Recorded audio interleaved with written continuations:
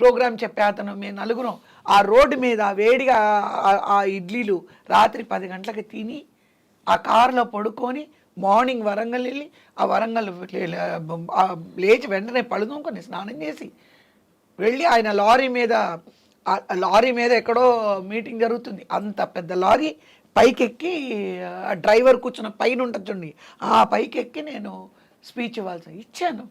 రోజు రాత్రి డ్రైవ్, పగలంతా అంత ఒళ్ళు అలవగొట్టుకుని ఎందుకు చేశారు? ఇప్పుడు నేను ఎలాంటి దాన్ని అంటే, తెల్లనివన్నీ నీళ్ళు, పాలు, నల్లనివన్నీ నీళ్ళు, అలాగా బాబుగారు చెప్పారు.